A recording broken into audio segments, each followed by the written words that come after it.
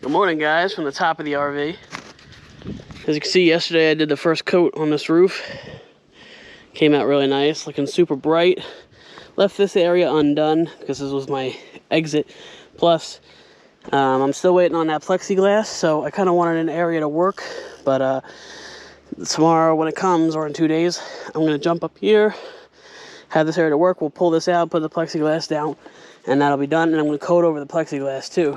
But today I'm going to do another coat, the entire thing, get all these leaves off, and should be good to go. Alright guys, coat number 2 is officially down. So again, went around all the fixings, all the vents, skylights, fridge vent, AC. My goal when this roof is done is to not have to touch it, except for like washing it, maybe 3 or 4 years. And it's being realistic. You know, you'll see these products online. Oh, 15, 20, 25-year warranty. No free, not in Florida. Not in Florida, no way. Maybe if it's covered under a canopy its whole entire life and it's never exposed to the sun or the rain, you know, or any extreme environments like hurricanes. But yeah, this needs to be done, I'd say every 3 or 4 years if you want to never have to worry about a leak. Like I said, with this, it's 3 to 4 years out in the sun. It can get beat on. This stuff is really durable. The difference between the way I do it and the way a lot of other people do it is they'll just do the coating and they'll die core around all their vents and stuff like that. I have 3 layers of protection on this right now. 1, I have die core. 2, I have seam tape. 3, I have the liquid sealer over it. Now, you don't necessarily have to do the seam tape. I just did it because I do not want to have to worry about anything. I did the back seam all around my skylights, all the vents. I didn't do it around the AC because a lot of people don't know this. The only thing stopping water from getting in your RV is through the AC is a gasket. That's it.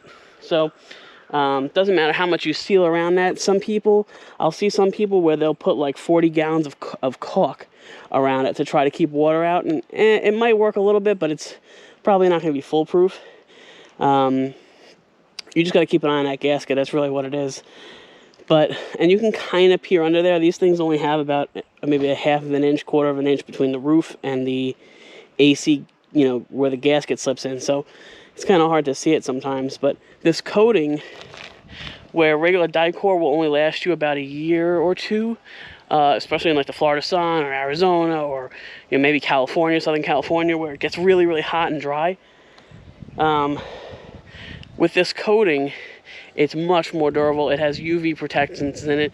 It'll help reflect the heat over this thing. This product has up to 80% heat reflectivity, so it'll keep the roof a lot cooler. I've seen tests done with heat guns where before the coating is done, the roof is, you know, 120, 130 degrees, and then after it's done, it's down to like 80 degrees, which is a huge difference because once this heats up, even when the sun goes away, it's still, you know, this is heated up already. You know, not the coating, the roof itself. And it's just reflecting down into the RV, making it harder to keep it cooler in the summer. With this coating, it doesn't let it penetrate the roof as much, not nearly as much. In fact, it'll hit it and then bounce off.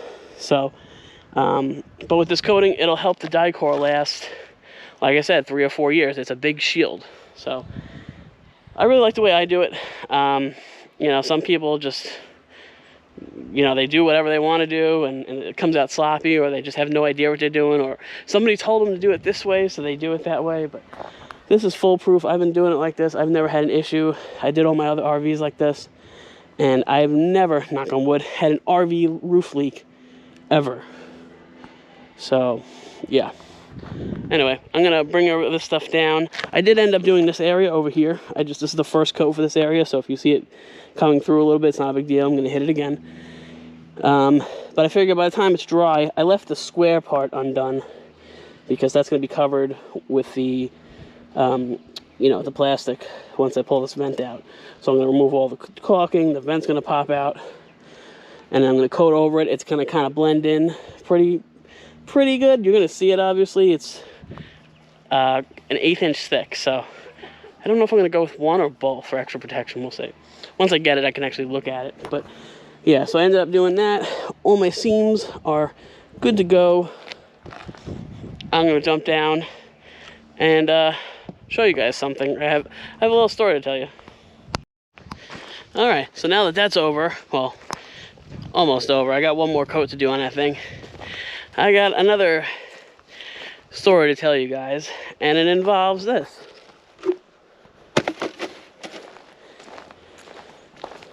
This is our All Powers S700 portable power station. That is a total piece of junk and has broke. It's been partially broken since we bought it. I didn't realize one part of it was broken till after I did the video with you guys, because I don't normally use it too much with solar, except now that it's cooler out, we're not running the air conditioner as much. I try to have these things charged up with solar to run the fans inside. This one, the Anderson port, has never worked since day one, and you know, that really sucked. So, and the DC outlet was always very like fidgety too. It would stop charging, it would charge, and then the first day I got it, I don't know if you guys caught it, but when I did this initial video, I pushed this power button in, and you can kind of hear it. Well, maybe you can't, but I can. It's kind of like jammed in, it's stuck in. So now it doesn't work at all. So when I first got this, when I did the interview with you guys, when I did the, you know, the review, I went to push this in to turn it on to show you guys, and the power button kind of got partially stuck in, and it never popped back out. And it was very difficult to turn on and off. You'd have to press it in with like a lot of force. So that was another issue. Now, I don't know what happened. The DC button got stuck in. The light, the LED screen wouldn't turn on. It wouldn't turn on or off. I would plug it into into like the wall outlet. That wouldn't turn it on, turn it off, nothing. It just totally crapped out after 6 months. So, so I put an email in. Oh wait, let me rephrase that. I put about 4, 5, 6 emails in to All Powers. 2 or 3 to the original person that I did the sponsorship deal with, because this is a sponsorship deal through our YouTube channel. And then 2 or 3 to customer service and a couple other departments. And everybody was ghosting me, or they'd give me the runaround. Oh, you have to talk to this person, you have to talk to that person. Supposedly this thing has a 5-year warranty on it. Guys, I'm telling you, it's not worth the hassle. And I just want to be straight with you guys. I don't want anybody to get screwed, especially over an endorsement deal that I did with this company, because I am not under contract to talk good about it. I'm under contract to tell you about it. So they just, I don't know. Customer service, I had to keep, you know, I originally shot a video, and I made this whole big video about it, and I emailed it to them, and I said, I didn't put this live yet, but I'm gonna, if, you know, we can't get this situation straightened out. This is very frustrating.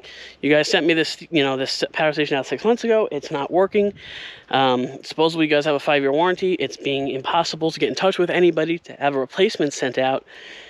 And once I sent that email with the video, then I got a response. Oh, no, we don't want you to put that video out. No, of course not.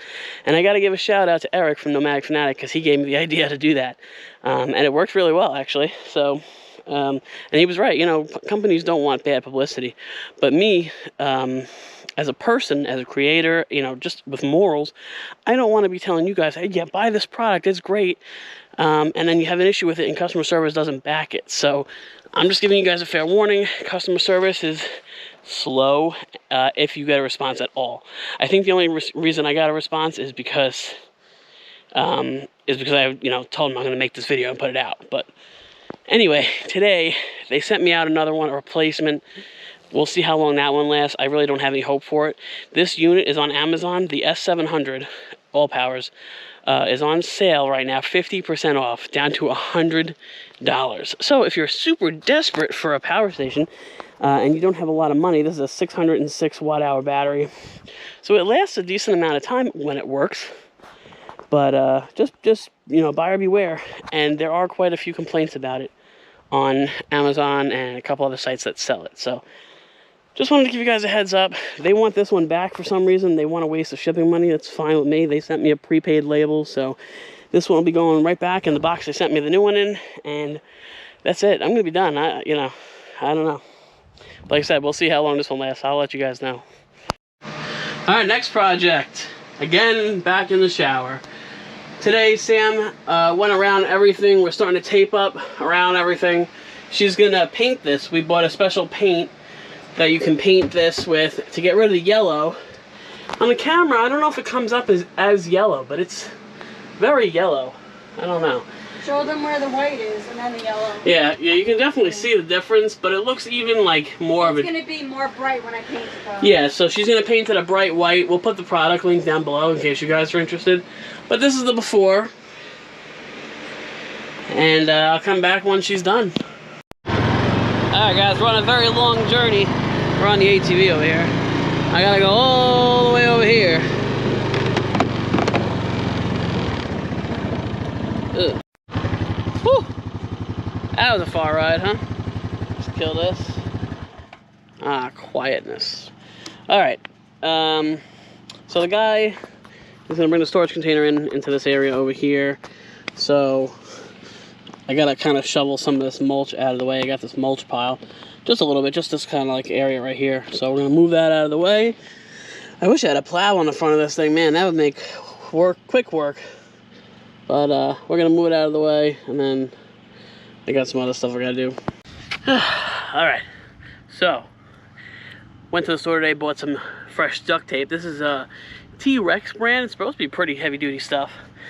And the reason is because I broke my little $12 Hyper Tough, or whatever brand this is, Walmart shovel. The handle cracked, which kind of sucks. But I'm going to try to just duct tape it so it'll last just a little bit longer. I just really need to move this stuff out of the way, and then it can go crack and burn in hell, and I'll buy another shovel. But for now, I'm just trying to make it last. And then I got to buy a better heavy-duty shovel in the future for sure. Alright, well, I taped it up. This duct tape is really thick and has a really good grip, so I have a feeling this is going to last a long time. The nice thing about this too is this this shovel isn't very like sanded well, plus it's kind of weathered. It's been out in the rain and stuff like that in the sun, so it's starting to splinter. Well, this gives it a really nice grip. You can grab it well, but it's comfortable. It's not like firm, I don't know, but yeah. So if you have like a rough handle, I know sometimes like it'll have like a rubbery end on here. This one doesn't. I could always put some around it and have a cheap, nice grip for it. So just a tip. I'm gonna start shoveling this stuff.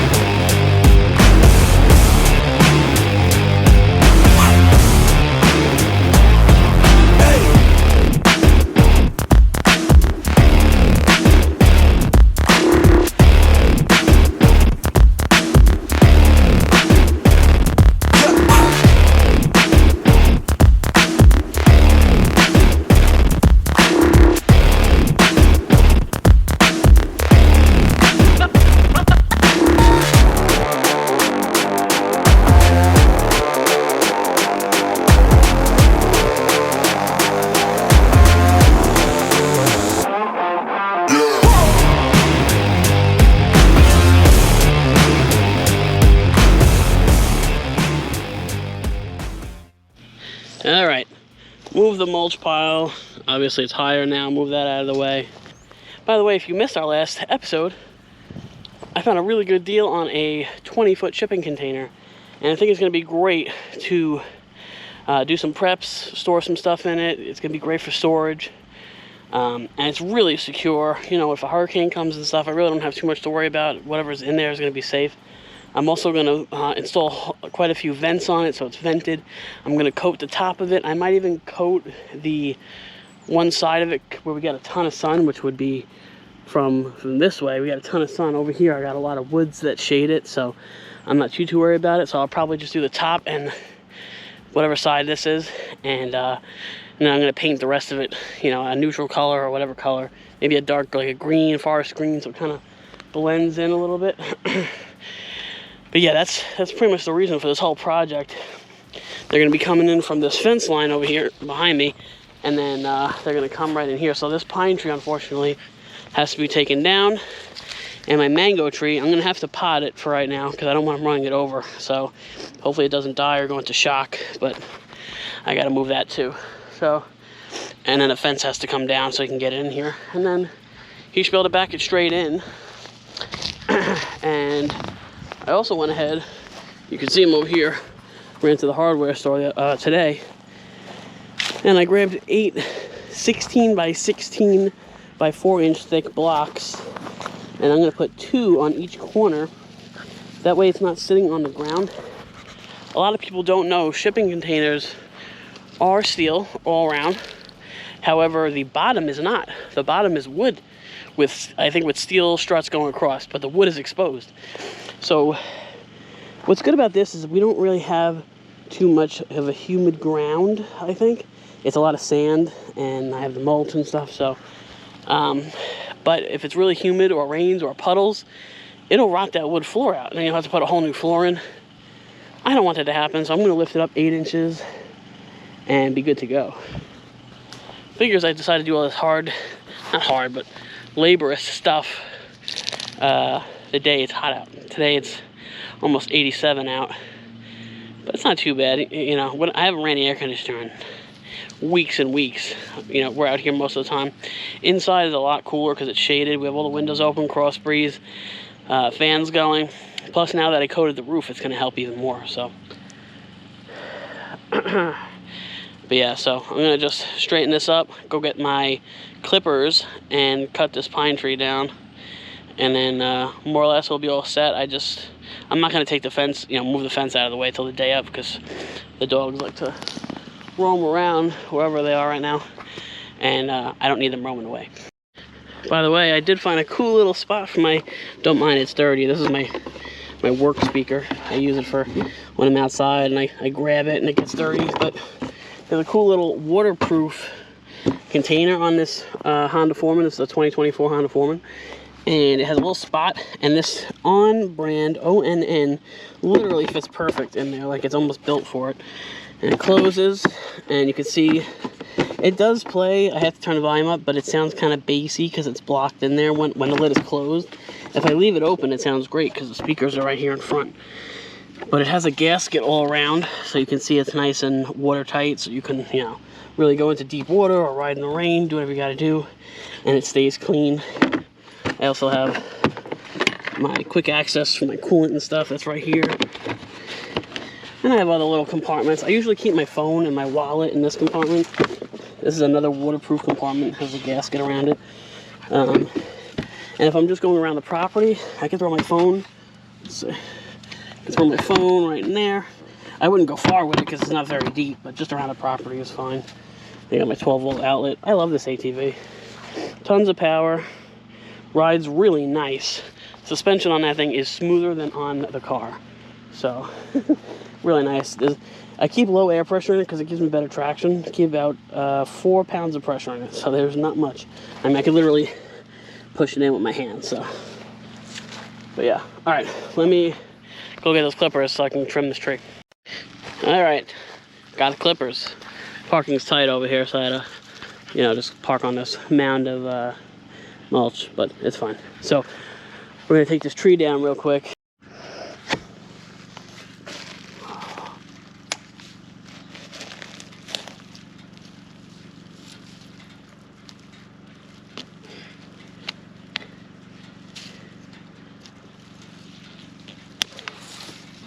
All right, that's it. She's down. All right, guys, this is like 5-6 days later. I had to take a break from vlogging. We got super busy over here. But checking in with these chickens, look how big they're getting, guys. They are really starting to plump up. As you can see, Sam made like a little passageway here. So during the day, we open this up and we let them go between here and here. There's plenty of shade in here. There's a little bit of shade in here, but it just gives them more room to run around, dig, scratch for bugs, stuff like that. And we're trying to keep them moving. You always want them to move. If they don't move, they're going to get really fat, their legs are going to break, then they're going to die. So you have to keep these birds moving, otherwise they get super lazy, and they will legit just sit in front of the feeder and eat all day. And that's not good. We want healthy, happy birds. So that's what we're trying to do here. Haven't sat with you guys in a minute. So a while back, I rescued a butterfly in a Dollar General parking lot. It was in really rough shape, and unfortunately it died that night. So Sean was so nice, and it was really cute that he ordered me a butterfly kit off of Amazon.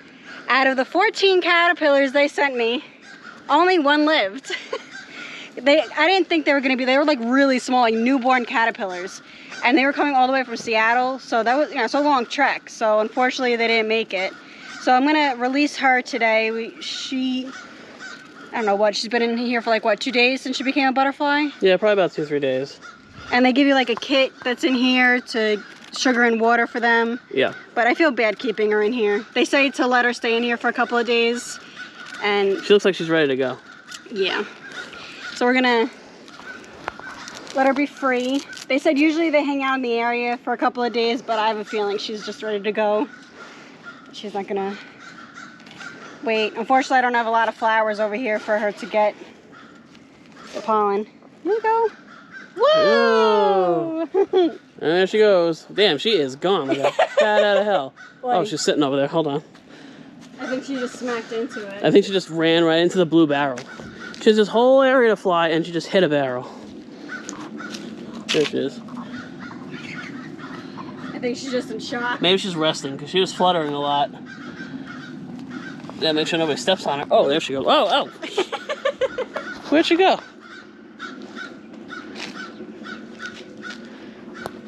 Okay. She left the shade staying here. She'll be in the area a couple of days. She's gone. By the way, I had to make some, I had to fix my awning. The person who had installed my awning originally, there's supposed to be 4 bolts on each mounting bracket thing over there. Well, only the bottom 2 were in. The top 2 were never installed. So I ran out to Ace Hardware. I grabbed 2 more bolts and bolted them in because it was leaning down and it actually cracked the fiberglass from all the weight. So when I put those top 2 bolts in, it pulled all that pressure off and I recaulked it.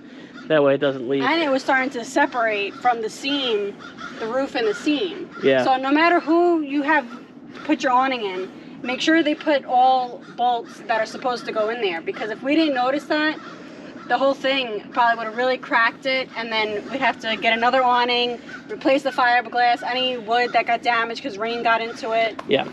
If you have to re-fiberglass your RV, especially if it's an older one like this, a 2008, you can just go buy a new RV. Because it's just ridiculously expensive. And if your roof ever gets water damage to the point where it's shot, a roof this size, if I went to Camping World, is about $10,000. And no, that's not an exaggeration. It's expensive. Really what it costs. I think I stepped in Cody's crap. That's just a stick. That's gross. I don't know. Okay. But yeah, so keep an eye on, even if you hire somebody or whatever, just maybe when they leave or before they leave, just double check everybody's work. Yeah. 2 sets of eyes are better than 1. Anyway, I'm going to put an ending on this vlog, but I do have some exciting stuff coming up, guys, so you do not want to miss it. But I'm going to put an ending on this vlog, and I will see you guys in the next video. Bye, guys.